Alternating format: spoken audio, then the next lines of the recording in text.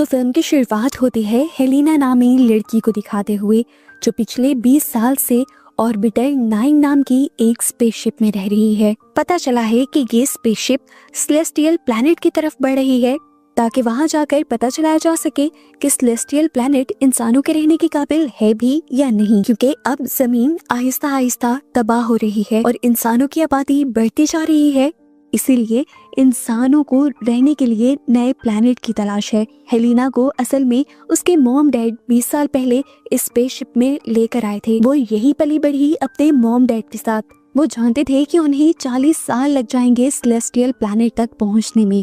20 साल गुजर जाने के बाद एक दिन अचानक उनकी स्पेसशिप में खराबी आ जाती है। उनकी स्पेसशिप से ऑक्सीजन तेजी से लीक होने लग जाता है, जिसकी वजह से इस बात का खतरा बढ़ जाता है कि वो तीनों ही इस स्पेसशिप में मर जाएंगे और सेलेस्टियल प्लैनेट तक पहुंचकर अपना मिशन पूरा नहीं कर पाएंगे। इस मिशन और अपनी बेटी को बचाने के लिए हेलिना के मॉम डैड ने एक बड़ा फैसला लिया और अपनी स्पेसशिप से स्पेस में कूदकर अपनी जान दे दी, ताकि ऑक्सीजन उनकी बेटी के लिए बचा रहे और कम से कम अपनी मंजिल पर पहुंच जाए वो। उस दिन के बाद से अब तक 3 साल गुजर चुके हैं और हेलिना इस स्पेसशिप पर अकेली रह रही है। लेकिन अभी भी स्पेसशिप में इतना ऑक्सीजन नहीं है कि वो हेलिना को मंजिल तक पहुंचा दे। स्पेस कंट्रोल से हेलिना को बताया जाता है कि स्पेस में बहुत सारे स्पेस स्टेशन बनाए गए हैं और वहां से कोई ना कोई हेलिना की मदद के लिए आ सकता है। इसीलिए हेलिना ज्यादा परेशान नहीं है। ऐसे ही एक दिन हेलिना जब अपने रूटीन का काम कर रही थी, तो तब उसके स्पेसशिप को जोर से झटका लगता है। ऐसा उसकी स्पेसशिप में पहली मर्तबा हुआ था। कंट्रोल पैनल पर जाकर उसने चेक किया तो उसे पता चला कि आज उसकी स्पेसशिप के साथ एक छोटा स्पेसक्राफ्ट जुड़ रहा था। कुछ ही देर में हेलिना की स्पेसशिप के अंदर एक स्पेस इंजीनियर आता है जिसका नाम एलेक्स था। हेलिना उसे देखकर बहुत ज्यादा हैरान थी, क्योंकि पहली मर्तबा उसने अपने मॉम डैड के अलावा किसी तीसरे इंसान को देखा था। एलेक्स अपने साथ एक छोटा रोबोट भी लेकर आया था। वो हेलिना को बताता है कि मेरे पास सिर्फ 50 घंटे हैं और इन्हीं 50 घंटों में मुझे तुम्हारे स्पेसशिप का ऑक्सीजन टैंक ठीक करना है। एलेक्स काम पर लग जाता है और रात होने पर हेलिना उसे डिनर के लिए इनवाइट करती है। एलेक्स उसके साथ डिनर करना तो नहीं चाहता था, लेकिन फिर वो उसकी बात मान गया। रात में एलेक्स इसी स्पेसशिप के अंदर आराम करता है और हेलिना इस दौरान उसे बहुत गौर से ऑब्जर्व करती है। हेलिना के दिल में फीलिंग्स जागने लग जाती हैं और ये दोनों एक साथ ही रात गुजारते हैं। आज सुबह जब हेलिना उठी तो ये दिन उसके लिए काफी डिफरेंट था। वो बहुत ज्यादा खुश थी। वो एक्साइटेड होकर एलेक्स के पास जाती है, पर एलेक्स उसे कुछ नहीं कहता और बताता है कि अब उसका काम खत्म हो गया है और वो यहाँ से जाने वाला है। हेलिना की खुशी फौरन खत्म हो गई थी और इस बात से हेलिना को और भी गुस्सा आया कि एलेक्स उसे गुड बाय भी नहीं कहकर गया था। स्पेसशिप से निकलने के बाद हम एलेक्स को एक हॉलवे से गुजरता हुआ देखते हैं, जिसके बाद वो ऊपर की तरफ आ जाता है और रिवील होता है कि एलेक्स इस टाइम स्पेस में नहीं था, बल्कि वो तो अर्थ पर था। ट्विस्ट ये पता चला कि ऑर्बिटर 9 भी कोई स्पेसशिप नहीं है जहाँ पर पिछले 20 साल से हेलिना रह रही है।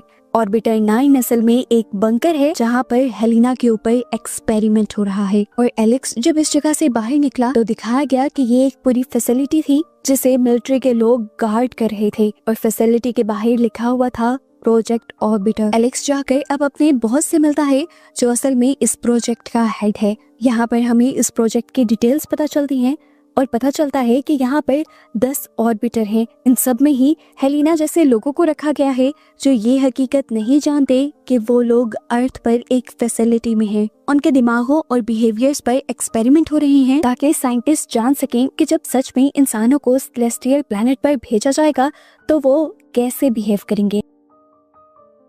एलेक्स बॉस से कहता है एक्सपेरिमेंट तो ठीक चल रहा है, पर क्या ये उन 10 लोगों के साथ ज्यादती नहीं है जो सच भी नहीं जानते? उनकी लाइफ तबाह हो रही है उन बंकर्स में। बॉस एलेक्स से कहते हैं रिलैक्स रहो, उन 10 लोगों का सेक्रीफाइस ह्यूमैनिटी के लिए ही है। 20 साल के बाद अगर हमारा ये एक्सपेरिमेंट कामयाब हो जाता है तो हम फाइनली पहला स्पेसशिप सेलेस्टियल प्लैनेट तक भेजेंगे, जहाँ जाकर इंसान अपनी एक नई दुनिया बसाएंगे। बॉस एलेक्स से कहते हैं ये एक्सपेरिमेंट हमारे लिए बहुत ज्यादा जरूरी है, क्योंकि पूरी ह्यूमैनिटी, पूरी इंसानियत को दूसरे प्लैनेट पर भेजना है और इसके लिए कोई रिस्क नहीं लिया जा सकता। ये बातें सुनने के बाद एलेक्स अब अपने घर के लिए निकल जाता है। रेडियो न्यूज में बताया जाता है कि आज सेलेस्टियल प्लैनेट की तरफ पहले जाने वाले स्पेसक्राफ्ट को तबाह हुए 5 साल गुजर गए थे। ये वो पहला स्पेसक्राफ्ट था जिसे एलेक्स की निगरानी में सबसे पहले सेलेस्टियल आइलैंड की तरफ भेजा जा रहा था, पर स्पेसक्राफ्ट के स्पेस में लॉन्च होती ही पूरा का पूरा स्पेसक्राफ्ट तबाह हो गया और स्पेसक्राफ्ट में मौजूद सारा क्रू और साइंटिस्ट भी मारे गए। इस हादसे के बाद अब तक कोई दूसरा स्पेसक्राफ्ट सेलेस्टियल प्लैनेट तक नहीं भेजा गया था। उस हादसे के बाद से एलेक्स पूरी तरह डिप्रेशन में चला गया था और अब उसका इलाज भी चल रहा था। घर आने के बाद एलेक्स को हेलिना याद आने लगती है और वो अपने रोबोट से हेलिना की रिकॉर्डेड फुटेज चलाने को कहता है। उसे दोबारा वही गिल्ट सताने लगता है कि हेलिना की लाइफ उस बंकर में तबाह हो रही है। जब उसकी सोचें उसे एक हद से ज्यादा डिस्टर्ब कर देती हैं, तो वो अपनी साइकियाट्रिस्ट के पास चला आता है। साइकियाट्रिस्ट बात करने के लिए आज तक उसके सामने नहीं गई थी। ये लोग एक स्क्रीन के पार से बात करते थे। एलेक्स उसे अपनी सोचें बताता है कि किस तरह 10 लोगों को साइंटिस्ट इस तरह इस्तेमाल कर रहे हैं जिस तरह लैब में किसी चूहे को इस्तेमाल किया जाता है, और उन सब के लिए एलेक्स परेशान है। अपना सेशन कंप्लीट करने के बाद एलेक्स घर भी आ जाता है और दोबारा हेलिना की पिक्चर्स देखने लग जाता है। उसे हेलिना इतनी याद आती है कि वो दोबारा हेलिना के बंकर की तरफ जाने का फैसला करता है। यहाँ अपने स्पेसशिप के अंदर हेलिना दिखती है कि उसके स्पेसशिप में झटके लग रहे थे। उसका एआई सिस्टम उसे बताता है कि उसकी स्पेसशिप के साथ एक और स्पेस क्राफ्ट अटैच हो रहा है। वो हैरान थी, उसने तो हेल्प के लिए किसी को भी नहीं बुलाया था। थोड़ी ही देर में एलेक्स स्पेसशिप के अंदर आ जाता है और हेलिना ये देखकर हैरान हो जाती है कि उसने स्पेस सूट नहीं पहना था। एलेक्स यहाँ पर उसे सारा सच रिवील कर देता है कि तुम स्पेस में नहीं हो, तुम इस टाइम अर्थ पर ही हो और ये एक एक्सपेरिमेंटल फैसिलिटी है। अगर तुम्हें इस सब से निकलना है तो अभी और इसी टाइम तुम्हें मेरे साथ चलना होगा। हेलिना को उसकी बातों पे यकीन नहीं आ रहा था। वो पिछले 20 सालों से यहाँ थी। तो अब एलेक्स यहाँ पर लगे हुए कैमरास निकाल कर हेलिना को दिखाता है। वो बताता है कि बचपन से एक्सपेरिमेंट हो रहा है तुम्हारे ऊपर नजर रखी जा रही है, तुम्हारे बिहेवियर को, तुम्हारी बॉडी को ऑब्जर्व किया जा रहा है। ये सारी बातें करते हुए वो अब कंट्रोल पैनल तक जाता है और हेलिना की पुरानी रिकॉर्ड हुई सीसीटीवी फुटेजेस को लाइव फुटेज के साथ मर्ज कर देता है, ताकि जब हेलिना यहाँ से निकले तो किसी को भी शक ना हो। और हेलिना की मूवमेंट को ट्रेस करने के लिए वो अपना रोबोट यहाँ पर छोड़ देता है, ताकि किसी को भी शक ना हो कि हेलिना ऑर्बिटर 9 से निकल चुकी है। एलेक्स अब हेलिना को लेकर बंकर के बाहर आ गया था। बाहर आते ही हेलिना की हार्ट बीट बहुत ज्यादा तेज हो जाती है, क्योंकि वो पहली मर्तबा रोशनी को देख रही थी। वो अपने इर्द गिर्द के माहौल को देखकर ऐसे हैरान हो रही थी जैसे ये सब नकली हो। एलेक्स जानता था कि यहाँ से हेलिना को निकालना आसान नहीं है, इसलिए वो हेलिना को एक ऐसे बॉक्स में डालता है जिस बॉक्स के अंदर से हेलिना की बॉडी ट्रैक ना हो पाए, और इस बॉक्स को वो अपनी डिग्गी में रखकर हेलिना को अपने घर ले आता है। घर आकर एलेक्स हेलिना को सारा सच बताने लगता है। वो बताता है कि मैं एक साइंटिस्ट हूँ और इस प्रोजेक्ट का एक बहुत बड़ा हिस्सा हूँ। प्रोजेक्ट की डिटेल्स बताने के बाद वो हेलिना को ये भी बताता है कि मैं उस दिन ऑक्सीजन टैंक ठीक करने नहीं आया था, मैं वहाँ का एआई सिस्टम चेक करने के लिए आया था। एलेक्स उससे ये भी बताता है कि तुम्हारे मॉम डैड भी अभी तक जिंदा हैं। ये बात सुनकर हेलिना शॉक हो जाती है और उनसे मिलने की रिक्वेस्ट करती है। तब एलेक्स उससे कहता है, ये गलती भी मत कर देना, तुम्हारे मॉम डैड के लिए तुम्हारे से ज्यादा इम्पोर्टेंट वो प्रोजेक्ट है जिसके लिए उन्होंने अपनी पूरी लाइफ लगा दी। वो लोग भी मिलिट्री और हमारी ही एजेंसी के लिए काम करते हैं। अगर तुम उनके पास गई तो वो तुम्हें दोबारा उन्हीं लोगों के हवाले कर देंगे। अब हेलिना एलेक्स के घर को एक्सप्लोर करने लग जाती है और हर चीज को हैरानी से देखती है। थोड़ी देर में बारिश शुरू हो जाती है और ये हेलिना की जिंदगी की पहली बारिश थी। वो इसे बहुत एंजॉय करती है। अगले दिन हम देखते हैं कि एलेक्स अपने साइकियाट्रिस्ट के पास आया था। उसने बताया कि हेलिना के लिए उसने स्टैंड ले लिया है और फाइनली वो हेलिना को वहाँ से निकाल लाया है। साइकियाट्रिस्ट उसकी बहादुरी पर बहुत ज्यादा हैरान होती है और पहली मर्तबा अब उसके सामने आती है और उसे अपना कार्ड देती है, ये कहते हुए कि अगर तुम्हें कभी भी मेरी हेल्प की जरूरत पड़े तो तुम मुझे याद कर सकते हो।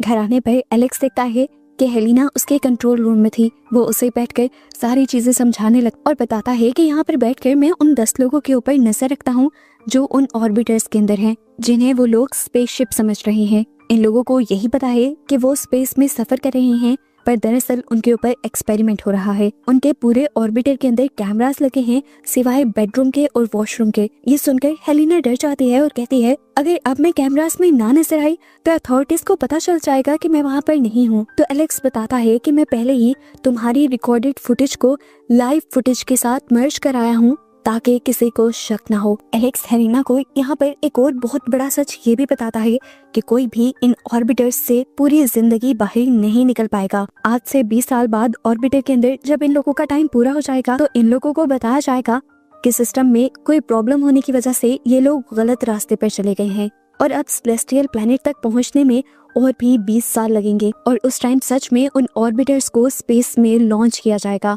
इस तरह पूरी जिंदगी ऑर्बिटर्स से इंसान कभी बाहर नहीं आएंगे और तुम्हें देखो मैं बाहर ले आया हूँ। एलेक्स उसे ये भी बताता है कि ये सब इंसानों के लिए किया जा रहा है। खैर रात में एलेक्स हेलिना को नाइट क्लब में लेकर जाता है और अपने फ्रेंड्स से भी मिलवाता है। और यहाँ पर जब सारे एलेक्स के दोस्त हेलिना के बारे में पूछते हैं कि वो कहाँ से आए हैं तो एलेक्स उन सब की बातों का रुख मोड़ देता है। कुछ दिन गुजरते हैं और एलेक्स हेलिना की बॉडी पर कुछ निशान दिखता है और परेशान होकर उसे अपने डॉक्टर फ्रेंड के पास लेकर जाता है। उसका फ्रेंड हेलिना का चेकअप करने के बाद उसे बताता है कि हैरानी की बात है हेलिना की स्किन बहुत ज्यादा सेंसिटिव है, ऐसे जैसे वो कभी धूप में निकली ही ना हो। क्योंकि डॉक्टर को कुछ कुछ समझ आ रहा था तो एलेक्स भी उससे कुछ नहीं छुपाता और उसे बता देता है कि वो हेलिना को ऑर्बिटर से निकाल कर लाया है। खैर ये लोग दोबारा घर आ जाते हैं और अगले दिन जब एलेक्स घर पर नहीं होता तो हेलिना एलेक्स के ऑफिस में जाती है। वहाँ पर उसे सारे ऑर्बिटर्स की फाइल मिलती है जिसमें से वो अपनी फाइल निकालकर जब चेक कर रही होती है तो उसे एक बहुत बड़ा सच ये पता चलता है कि वो कोई नॉर्मल इंसान नहीं थी बल्कि उसे क्लोनिंग कर कर बनाया गया था। ये सच एलेक्स उससे छुपा गया था और ये सच जानकर वो टूट चुकी थी। इसी फाइल में हेलिना के पेरेंट्स का भी एड्रेस था जिसके जरिए हेलिना को क्लोन किया गया था। हेलिना अब उनसे मिलने का फैसला करती है और अकेले ही एलेक्स के घर से निकल जाती है। एलेक्स जब घर आता है तो वो हेलिना को ढूंढता है। हेलिना जब उसे कहीं नहीं मिलती तो वो अपने ऑफिस में जाता है और हेलिना की खुली हुई फाइल देखकर समझ आता है कि हेलिना अपने पेरेंट्स से मिलने के लिए निकल चुकी है। हेलिना अब अपने पेरेंट्स से मिलती है और उन पर गुस्सा करती है क्योंकि वो दोनों उसे उस ऑर्बिटर में छोड़ आए थे। हेलिना भी इसलिए भी टूटी हुई थी क्योंकि उसे अपना आप अब इंसान नहीं लग रहा था। उसकी मॉम उसे समझाती है, देखो चाहे तुम एक नॉर्मल बच्ची नहीं हो लेकिन तुम्हें हम इंसानों के ही जीन लेकर बनाया गया है और मैं तुम्हारी सैरोगेट मॉम हूँ। एक नॉर्मल बच्चे की तरह मैंने 9 महीने तुम्हें अपने पेट में पाला है। अभी जब ये दोनों बातें ही कर रहे थे तब हेलिना के डैड आकर हेलिना को रेलिंग से बांध देते हैं और अथॉरिटीज को कॉल कर देते हैं कि वो आकर हेलिना को यहाँ से ले जाएं।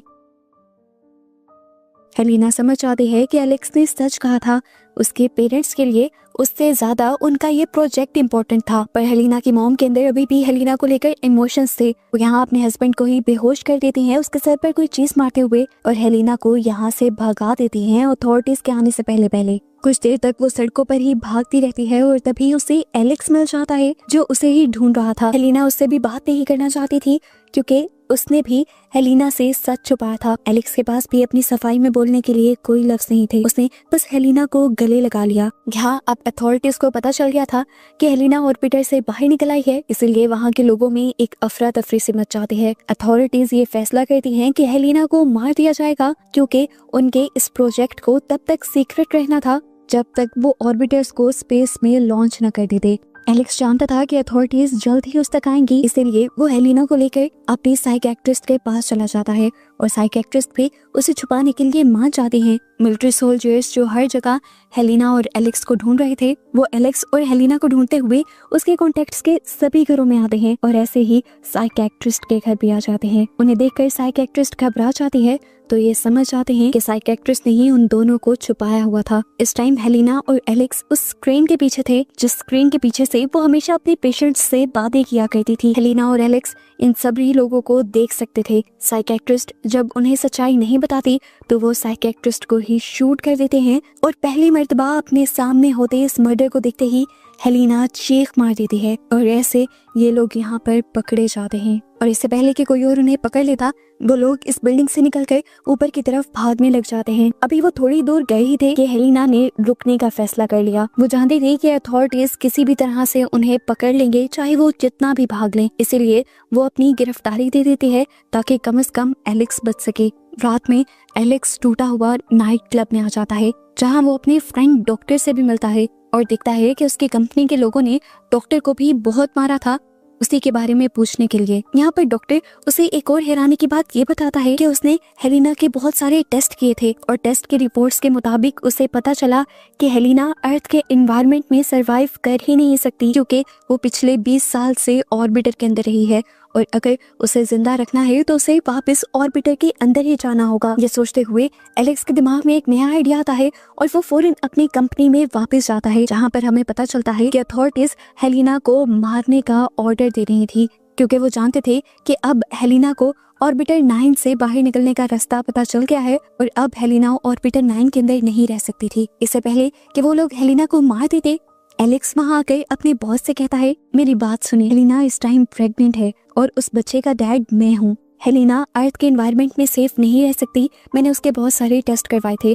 उसे अगर जिंदा रहना है तो ऑर्बिटर 9 के अंदर ही जाना होगा। मेरे पास एक आइडिया है जिससे आप लोगों का सीक्रेट भी सेफ रहेगा, आप लोगों का मिशन भी पूरा हो जाएगा और हेलिना और मेरी लाइफ भी सेट हो जाएगी। मैं और हेलिना दोनों ऑर्बिटर 9 के अंदर रहेंगे, वहीं पर अपने बच्चे को पालेंगे और जब वक्त आएगा तब स्पेस ट्रेवल भी करेंगे। बॉस को और क्या चाहिए था, वो एलेक्स की बात मान लेते हैं और फाइनली हेलिना की जान बख्श दी जाती है और इन दोनों को ऑर्बिटर 9 के अंदर भेज दिया जाता है। वक्त गुजरता है और हमें 20 साल बाद का सीन दिखाया जाता है। बॉस इस टाइम बूढ़े हो चुके थे और अब वो टाइम आ चुका था जब उन ऑर्बिटर्स को स्पेस में लॉन्च करना था। वो इस टाइम ऑर्बिटर 9 के बाहर खड़े थे और उस बंकर के अंदर से एक जवान लड़की बाहर निकलती है। ये लड़की हेलिना और एलेक्स की बेटी थी। वो लड़की एक तेज आवाज के आने पर आसमान की तरफ देखती है और पता चलता है कि ऑर्बिटर 9 अब स्पेस में लॉन्च हो चुका था। इन लोगों का ये एक्सपेरिमेंट कामयाब रहा था और अब सभी ऑर्बिटर्स सेलेस्टियल प्लैनेट की तरफ निकल चुके थे, जो इन सब के लिए एक बहुत बड़ी सक्सेस थी। और बस यही सब दिखाते हुए ये मूवी यहाँ खत्म हो जाती है।